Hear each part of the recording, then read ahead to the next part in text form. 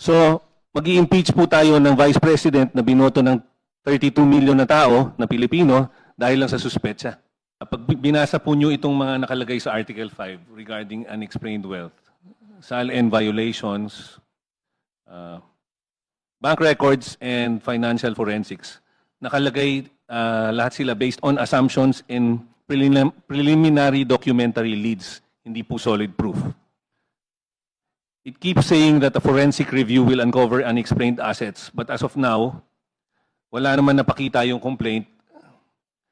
Wala man lang attachments na kahit ano to prove itong sinasabi na unexplained wealth. First, the complaint talks about supposed discrepancies in the SALNs, but differences in reporting do not automatically mean someone was dishonest. Hindi po ako abogado, but I'm an economist. Bago po ako naging congressman. Alam naman po natin na property values change. Assets can be bought or sold at different times.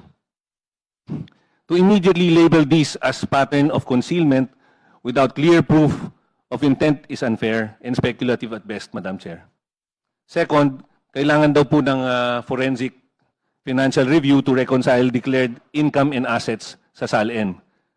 Identify unexplained inflows or transfers, and trace the disposition of public funds alleged to have been diverted. Hindi ba dapat po trabaho ito ng complainant na mapakita ng ebidensya sa reklamo niya para maging sufficient in substance? Third, the complaint points to large cash disbursements from confidential funds and say these correlate with certain financial movements.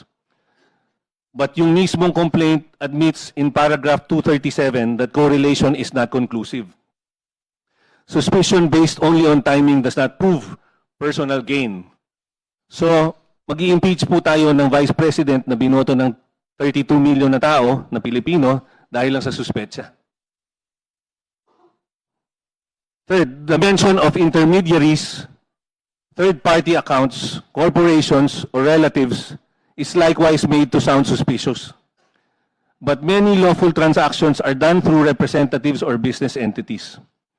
These arrangements are common and legal.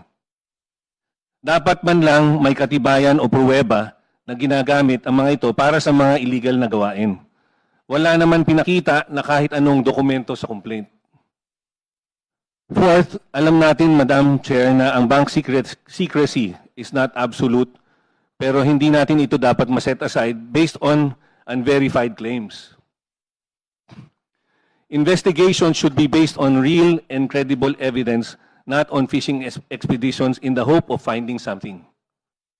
Most importantly, ang impeachment ay isang seryosong constitutional process. Kaya dapat it should not be based on guesses or on what someone thinks might be discovered later. The burden is on the accusers to prove actual unexplained wealth. The Vice President should not be expected to disprove mere suspicions. At the end of the day, Madam Chair, Article 5 is asking people to assume guilt based on what might be found later, not on what has clearly been proven now. Allegations and suspicions are not the same as evidence. Thank you, Madam Chair.